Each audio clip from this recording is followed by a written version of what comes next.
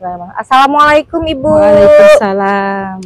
Ibu Nevi Kusmawati, Iya. SPD ya. Bagaimana Ibu kabarnya hari ini? Alhamdulillah baik. Baik. Dan kalau guru penggerak itu salamnya juga salam dan bahagia.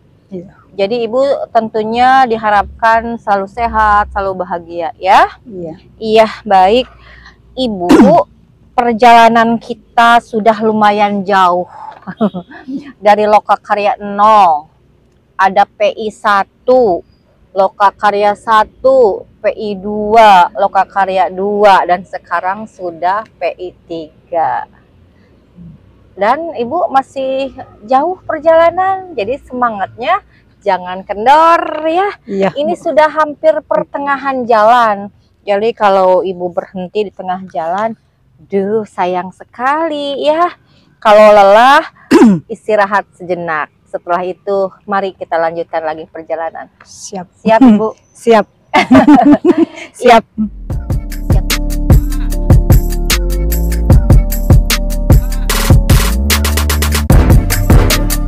Bu, di pendampingan individu ketiga ini, sekadar mengingatkan ya Bu, tema pendampingan kita tentang implementasi pembelajaran yang berpihak pada murid ya. Dan fokus pendampingannya yang pertama saya ingin mengetahui dulu, sekedar mereview ketika Lokakarya 2 apa saja tuh yang dibahas di tempat itu waktu itu di SMP 6 ya. Iya. Jadi saya ingin mengulas sedikit lah yang Ibu ingat itu apa saja di Lokakarya 2 itu dulu deh. Dari modul mulai dari modul 1.1, Iya.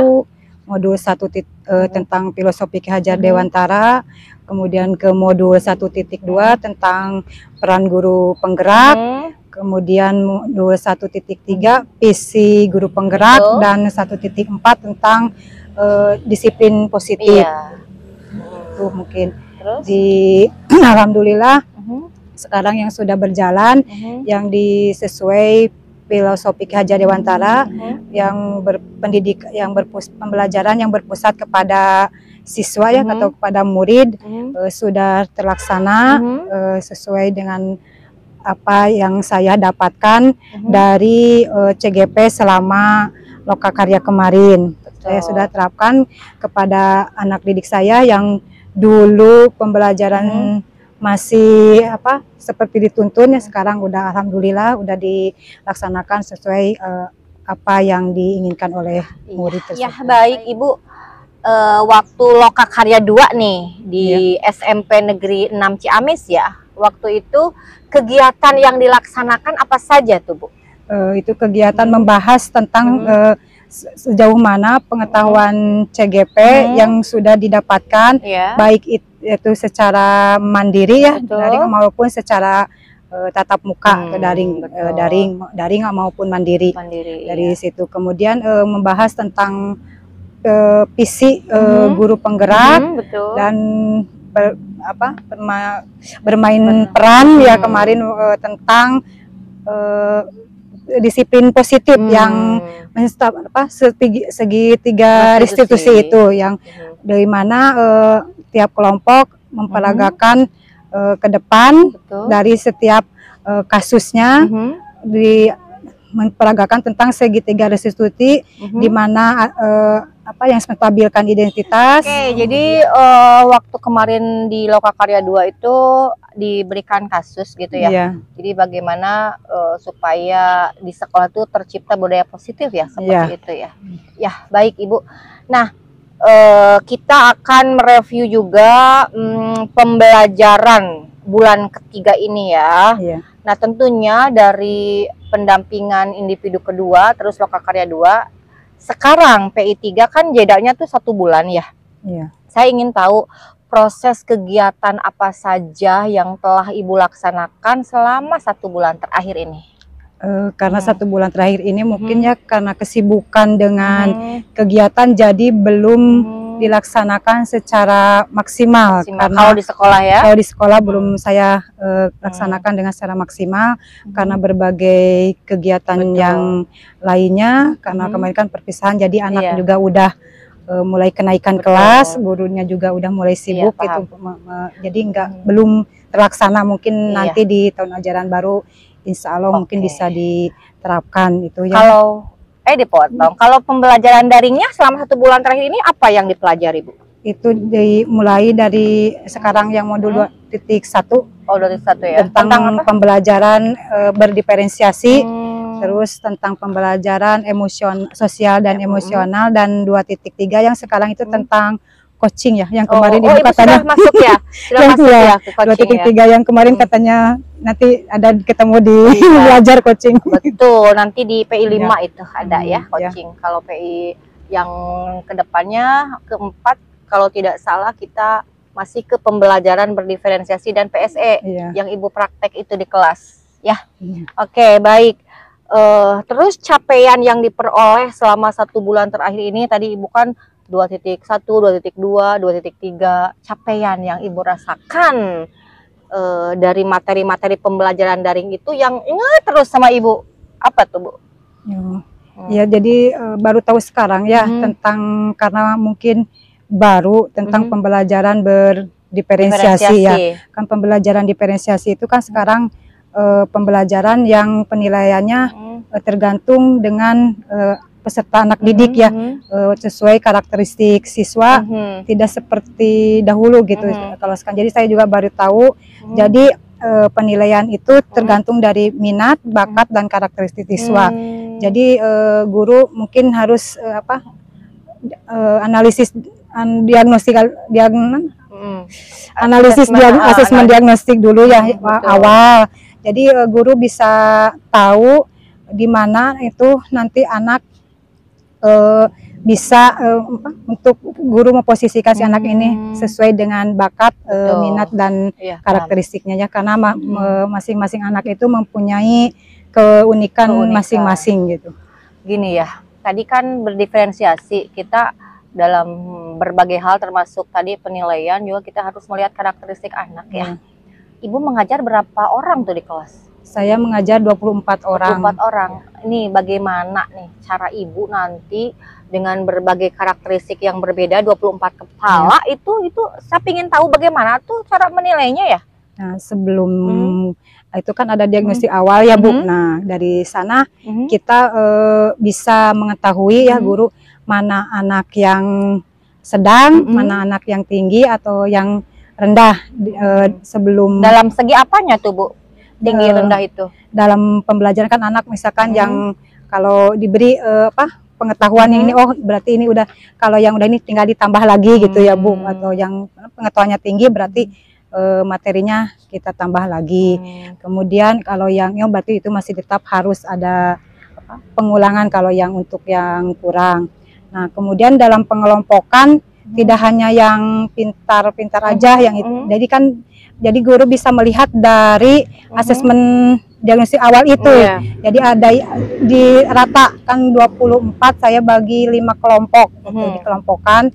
Jadi ada yang anak yang tingginya, ada sedang, ataupun ada yang rendah. Jadi satu kelompok itu semuanya beraneka ragam gitu, sesuai bakat dan minat masing-masing dari siswa tersebut. Paham ya.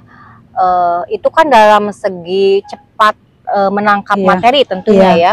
Gimana kalau misalkan di kelas Ibu itu ada anak yang punya kelebihan tersendiri, misalkan dalam segi olahraga kan, terus dia tuh sering izin gitu karena ada event-event tertentu gitu, terus pembelajarannya tertinggal gitu ya, terus nanti pas masuk lagi dia malah bengong-bengong.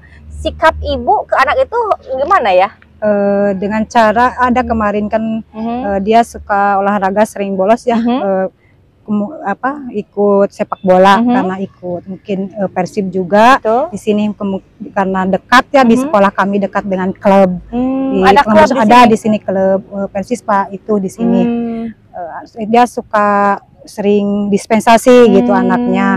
Nah, untuk mengatasi itu saya sering home visit ke rumah, paling ya kemarin home visit ke rumahnya, menanyakan bagaimana pengetahuan anak sejauh mana gitu di rumah, apakah dia bisa mengikuti ketertinggalannya ataupun betul. enggak. Nah, jadi dengan cara meminta bantuan juga dari pihak orang tua gitu kan. Belajar yang paling banyak sebenarnya di rumah ya, dengan keluarga ya. Jadi harus ada kerjasama antara guru dan orang tua gitu, Bu. Kalau hanya di sekolah saja mengandalkan sekolah, nggak mungkin anak bisa itu gitu. Betul. Jadi memang kita ingin anak-anak kita materi sampai, tapi tanpa mematahkan potensi dia ya. Jadi memang dia bagus, Bu, itu dalam hal olahraganya? Dalam olahraganya bagus. Kemarin dia masuk OE2SN, sepak bola tingkat kecamatan, dan ada satu lagi yang masuk ke tingkat kabupaten itu karate juara pertama di tingkat kecamatan. Di kabupaten kemarin dapat juara ketiga gitu. Luar biasa ya. Iya, untuk itunya saya selalu WA konsultasi dengan orang tua siswa untuk ketertinggalan pelajaran di sekolah, ataupun saya memberikan tugas yang tertinggalnya supaya bisa diikuti di sekolahnya dengan bantuan kerjasama oleh orang tuanya, dibimbing di rumah juga. Iya, luar biasa sekali ya, itu pembelajaran berdiferensiasi ya. Jadi materi yang diajarkan di PGP ini Ibu sudah merealisasikannya ya di sekolah.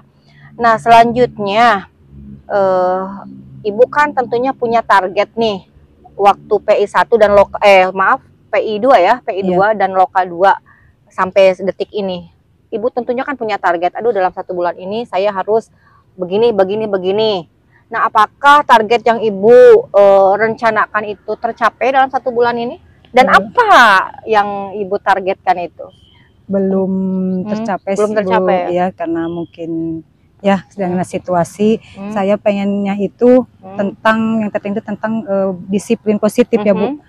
Sekarang itu banyak anak-anak yang kurang itu tentang kedisiplinan, justru yang miris ya, akhlaknya gitu ya, Bu ya.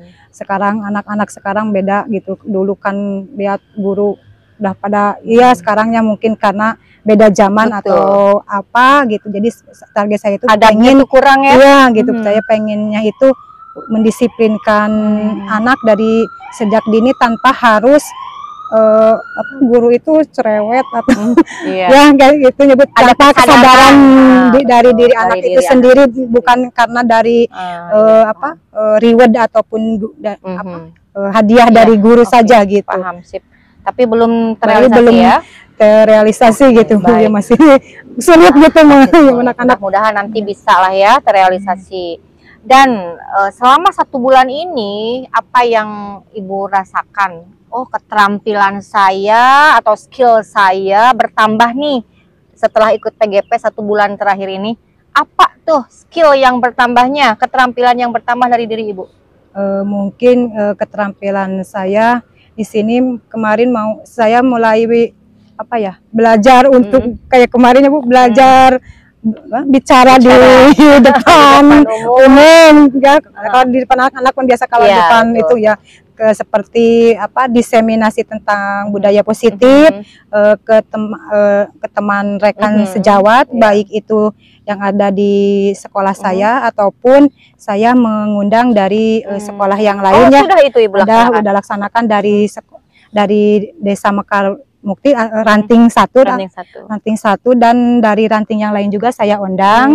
Alhamdulillah kepala sekolahnya juga mendukung untuk sekolah-sekolah yang lain, bahkan kepala sekolah yang lain menyuruh anak buahnya yang di sekolah itu suruh mengikuti untuk jejak ya. Kemudian saya juga konsultasi dengan Ibu Pengawas Bina. Alhamdulillah Ibu Pengawas Bina mensupport saya, dan dia juga membantu saya dalam kemarin tentang budaya positif, ikut juga, malahan alhamdulillah ya, Bu, antusias dari rekan sejawat sangat bagus, malahan dia Bu Pengawas Bina menyuruh mempraktekkan yang tangan genggaman itu, Bu, suruh dipraktekkan gitu, bagaimana senang gitu, alhamdulillah antusias dari teman sejawat yang lain. Sip.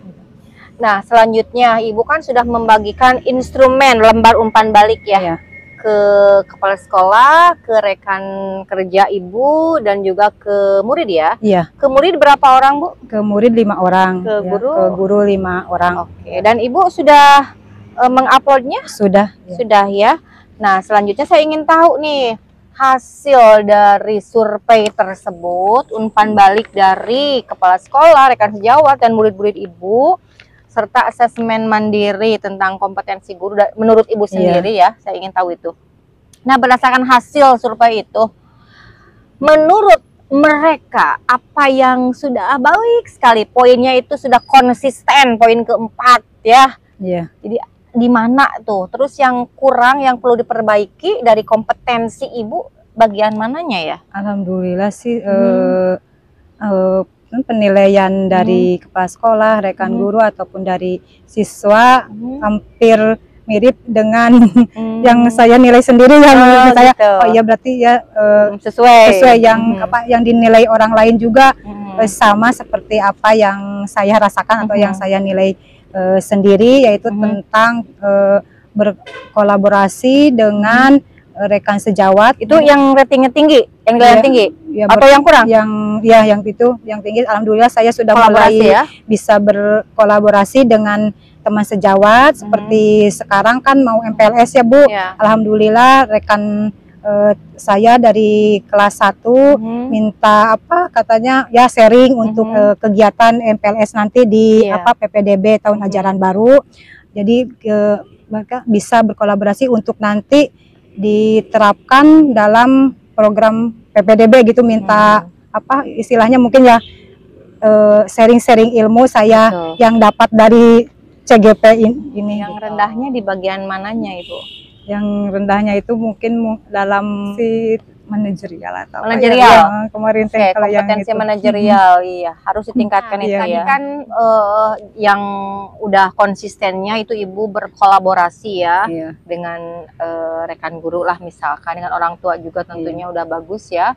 Itu sudah dianggap oleh mereka sudah konsisten.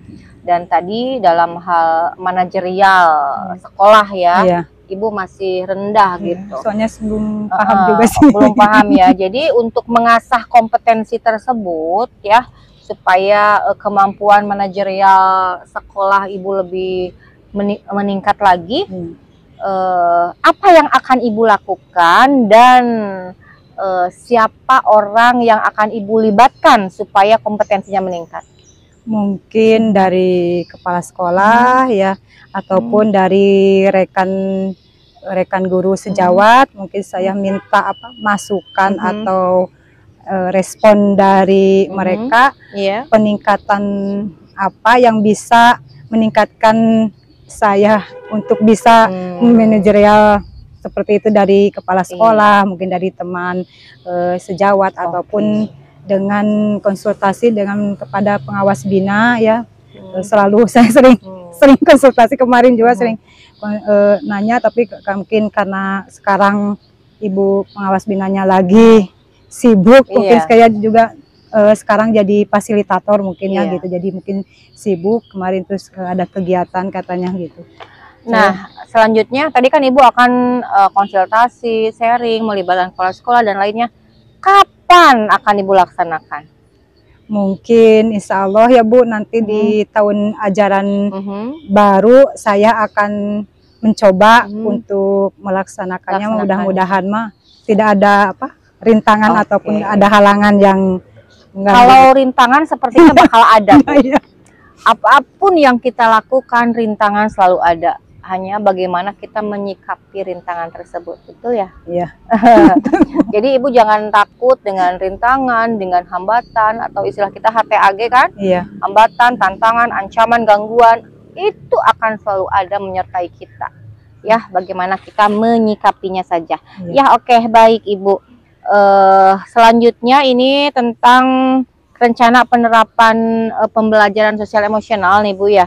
Kan Ibu tadi sudah mengatakan 2.2 itu udah selesai ya. 2.1, 2.2 sudah selesai. Sekarang ke 2.3 kan. 2.3 itu tentang apa Bu? Coaching. Coaching ya. Nah, untuk 2.2 dulu. Itu kan tentang apa Bu? 2.2 tentang itu? Pembelajaran sosial, emosional dan sosial. Itu bisa diterangkan sedikit itu seperti apa Bu? pembelajaran sosial emosional itu ya. yaitu sangat penting ya bagi guru ataupun siswa untuk dapat mengontrol emosinya, baik itu dalam pembelajaran maupun dalam penyelesaian masalah di pembelajaran mereka sendiri ya Bu. Gitu. Jadi kita itu bisa mengontrol emosi diri kita sendiri. Kayak saya yang saya rasakannya Bu, meskipun di rumah sudah tapi ya datang ke sekolah jadi lihat anak-anak jadi emosi kan dapat terkontrol gitu, dapat guru juga manusia ya Bu gitu. Ya, yang memiliki emosi ya. Ya padahal begitu banyak di rumah beban atau apa, datang ke sekolah lihat anak-anak kan emosi guru juga bisa terkontrol lewat seperti itu. Gitu ya. Jadi 2.2 itu tentang sosial emosional ya. Dan apakah Ibu sudah merancang RPP berdiferensiasi yang ada KSE-nya? Sudah Bu, sudah ya? Mulai dirancang gitu. Ternyata mulai dari kegiatan pembuka sampai dari kegiatan awal juga itu udah ada tentang KSE-nya gitu, sepertinya berdoa sebelum kegiatan. Untuk apa ya fungsinya itu Bu? Mengontrol emosi siswa. Mungkin sebelum pembelajaran kita harus selalu berdoa dulu ya Bu, apalagi di umat Islam. Karena sebagian besar kan di sekolah saya beragama Islam atau Muslim, segala sesuatu yang akan kita kerjakan itu harus selalu diawali dengan berdoa gitu. Jadi siapa tahu dengan berdoa bisa mengontrol emosi diri anak itu sendiri sebelum anak melakukan ke pembelajaran. Itu kan sebelum pembelajaran. Terus ketika pembelajaran KSE-nya sebelah mana? KSE-nya mungkin waktu di kegiatan inti ya. Kalau berkelompok misalkan di kelompok pasti ada keselisihan paham ya Bu, yang misalkan tentang perbedaan mungkin pendapat di antara teman kelompok tersebut. Nah, mungkin ya di sana guru harus selalu mengontrol ke tiap kelompok, jangan sampai sok ayahnya Bu kemari oge nuju badanten gitu, kurang karu jujuk bek gitu, mohon ada seperti itu. Mungkin ya anak belum bisa mengontrol emosinya ya. Ibu kan harusnya ini gitu ya, karena hal dari sepele itu gitu Bu, padahal nggak seberapa itu padahal gitu ya. Kegiatan inti ya. Kegiatan itu lagi dia diskusi kelompok mungkin karena apa? Nggak setuju dengan pendapat temannya, dia pengen pendapat dia yang selalu dipakai gitu mungkin ya. Nah, harapan Ibu sekarang dengan merancang RPP berdiferensiasi yang ada KSE-nya nanti di kelas seperti apa? Mudah-mudahan di kelas dengan pembelajaran RPP yang ada KSE-nya itu pembelajaran bisa berjalan dengan tenang, ya Bu, dengan nyaman dan tertib tanpa adanya kegaduhan dari siswa-siswa, bisa mengikuti pembelajaran dengan nyaman dan tenang gitu. Dan mereka menyadari akan pentingnya materi yang dikasihkan kan itu ya. Ada konsekuensinya ya Pak. Kan udah di keyakinan kelas itu di 1.3 ya. Dulu. Sip. Selanjutnya nih, kan waktu PI 2 ya, Ibu sudah menyampaikan visi guru penggerak. Terus sebelumnya Ibu juga ada prakarsa perubahan ya, dengan tahapan-tahapan Bagja. Bagja itu akronim dari apa Ibu ya? Soalnya ini Bagja. Jadi setiap bilang Bagja ya. Bagja. Bagja itu kan buat pertanyaan, yang B-nya buat pertanyaan. Kalau menurut versi Pandin itu beta apa ya? Bahagia. Ya bahagia. Kemudian A-nya ambil pelajaran. Ya. Dan G-nya gali mimpi. J-nya jabarkan rencana. Dan A-nya yang satu lagi itu yaitu atur eksekusi. Dan Ibu sudah melaksanakan tahapan-tahapan itu? Sudah ya? Alhamdulillah ya. Itu dalam membuat prakarsa perubahan ya? Iya. Jadi buat pertanyaan A-nya ambil pelajaran, G-nya gali mimpi, J-nya jabarkan rencana, dan A-nya atur eksekusi itu ya. Kalau boleh tahu nih, prakasa perubahan Ibu apa tuh waktu itu? Lupa lagi, nanti buka lagi lah ya. Nah, apakah tadi prakarsa perubahan yang Ibu buat dengan tahapan Bagja itu sudah selaras dengan visi guru penggerak yang Ibu buat? Sudah Bu, sudah ya, karena kan sekarang sudah disesuaikan dengan kurikulum mereka, itu tentang profil pelajar Pancasila, yaitu P5 gitu, ada P5 gitu. Oke. Nah, selanjutnya untuk tahun ajaran baru ini Ibu ngajar di kelas berapa? Ngajar di kelas 5. Kalau kemarin juga sama? Sama di kelas 5. Tapi anak didiknya tentu beda kan? Iya, saya waktu kemarin naik, tahun kemarin ngajar kelas 4.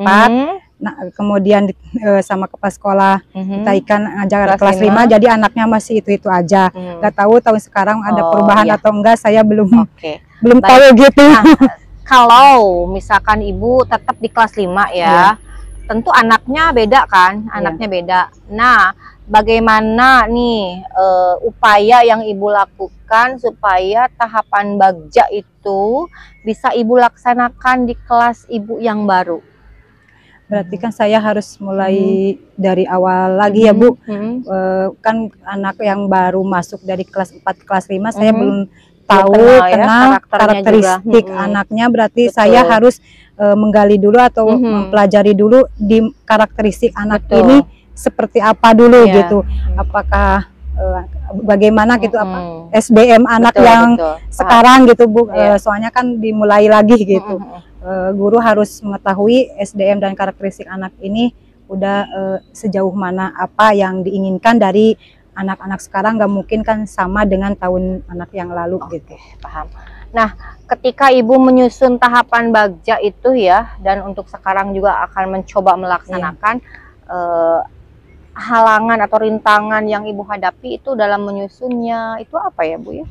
Dalam membuat tahapan-tahapan Bagja itu, prakarsa perubahan, bingung yang Ibu rasakan, ini aku ini dari mana dulu gitu. Yang bingungnya itu ini saya harus nyusun dari bingung memulainya dari mana gitu, harus ini mau buat pertanyaan aja bingung ya gitu. Dari mana harus mulainya, mungkin ya dengan konsultasi dulu dengan kepala sekolah mungkin ya Bu, diperundingkan dengan kepala sekolah sebelum saya melakukan sesuatu, karena kan ada atasan juga yang harus diketahui gitu. Mungkin kalau udah disetujui sama kepala sekolah, nanti bisa dirundingkan lagi dengan rekan guru yang lainnya. Ya baik, ini untuk selanjutnya Bu, kita sudah hampir di penghujung PI nih. Hal yang menarik bagi Ibu atau pembelajaran apa yang Ibu dapat dalam PI 3 kita sekarang ini? Alhamdulillah, mulai dari yang modul 2 Bu.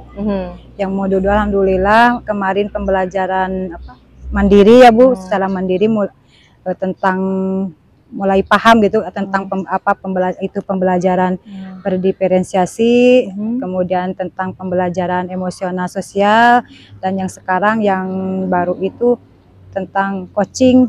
Tapi saya mempelajari tapi masih belum memahami secara keseluruhan, belum memahami betul gitu Bu. Gitu. Ya. Terus yang pendampingan kita kali ini yang menariknya menurut Ibu apa ya?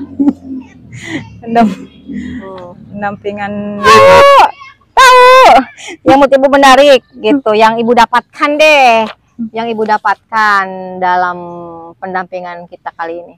Ya mungkin saya mendapatkan ilmu yang lebih banyak selain dari pendampingan mandiri dari LMS ataupun dari mandiri, ya mungkin dapat ilmu juga dari Ibu PP gitu, sebagai tambahan-tambahan untuk apa yang harus dikerjakan untuk CGP-nya untuk bisa lebih maju lagi gitu. Baik. Jadi apa yang sudah dilakukan kira-kira Bu? Yang harus dilakukan harus tetap semangat. Harus tetap semangat ya. Harus tetap semangat, karena itu mungkin karena saya udah Sunda nama terus kapalang tiku cubar. Kapalang tiku jubar. harus merontok uker gitu ya. Kapalang tigebrus gitu. Kapalang tigebrus. Ya harus dijalani dengan baik, dengan enjoy, dengan gitu, bahagia. Oke, sip. Udah nanggung gitu. Nanggung. Ya baik, di pendampingan individu kita ketiga ini ya, menurut Ibu nih, apa yang sudah baik ya dan perlu diperbaiki untuk pendampingan selanjutnya. Mungkin supaya pendampingannya lebih baik lagi gitu. Saya sudah merasa senang ya Bu, karena bisa menguatkan kompetensi PGP saya, juga sebagai refleksi bagi diri saya sendiri ya, untuk memotivasi diri saya untuk terus mengembangkan diri sebagai untuk mengembangkan diri sebagai coach bagi guru yang lainnya atau rekan guru yang lain. Kemudian saya itu bisa merasakan manfaat yang sangat besar di CGP ini. Ya, banyak ilmu yang saya dapatkan yang sangat luar biasa dari para fasil atau dari para PP dan mentor ya, yang saya serap dan nanti saya bisa aplikasikan di sekolah saya dan bisa bermanfaat bagi pendidikan yang lebih baik lagi di khususnya di sekolah saya gitu. Gitu ya. Oke. Nih ada catatan yang perlu kita perhatikan nih untuk pendampingan selanjutnya. Karena nanti nih Bu, ada catatan saya nih. Sebelum pelaksanaan pendampingan individu 4 yang harus disiapkan oleh CGP itu, nanti RPP yang ada unsur diferensiasinya, ada KSE-nya dan budaya positifnya. Gitu. Oh, udah bisa tapi saya belum ketandain yang KSE-nya gitu. Tidak apa-apa. Nanti akan saya lihat dan ini tentunya akan Ibu praktekkan nanti di depan kelas. Saya ingin melihatnya. Tapi itu kan siswanya yang kemarin, nggak tahu yang sekarang apa yang kemarin. Ya, mudah-mudahan nanti juga diberi kelancaran ya. Baik, Ibu Nevi Kusmawati, cantik sekali ini foto ya. Alhamdulillah dari awal saya menggali pemahaman Ibu. Jadi kenapa kita lakukan ini supaya kita mereview terus. Jadi ketika ditanya kan ingat lagi, aduh otaknya muter kan. Gitu. Jadi bukan karena ini kenapa sih kok seperti ini. Saya ingin pembelajaran kita, pendidikan kita di guru penggerak ini benar-benar dapat merasuki jiwa raga Ibu. Sampai Ibu paham, oh iya seperti ini ya guru penggerak. Tadi kan modul 1.1 sudah, 1.2, 1.3, 1.4, 2.1, 2.2, sekarang 2.3. Wih, ilmu tuh banyak. Tapi kalau kita hanya menjalankan kewajiban saja, blank, lupa lagi tanpa implementasi di sekolah, itu sayang sekali kan ya Bu ya. Iya emang kalau udah tua ya barho ya Bu. Kayak pisau, jadi harus sering diasah lama-lama. Sering diasah, iya. Jadi harus semangat kalau ada rekan yang mengajak sharing. Jadi jangan sampai oh nggak tahu saya bingung, jangan. Oke, bismillah. Kalau ada yang nanya, oke, saya akan jawab semampu saya gitu ya Bu ya. Pokoknya Ibu tetap semangat dengan abreg kesibukan kita sebagai ibu rumah tangga, sebagai guru. Pokoknya tugas kita tuh multitasking sekali ya. Mudah-mudahan Ibu juga selalu sehat, selalu bahagia, diberi kelancaran dalam segala hal. Mudah-mudahan Ibu kuat sampai akhir nanti huruf C hilang. Amin. Ya. Mudah-mudahan. harus semangat. Masih 4 lokal lagi ya. Masih 4 lagi. Dan rencananya nanti tanggal 13 ya kita akan lokal karya ketiga. Ibu tetap sehat supaya kita bisa sharing bareng dengan teman yang lain. Ya Ibu, terima kasih. Assalamualaikum. Waalaikumsalam warahmatullahi wabarakatuh.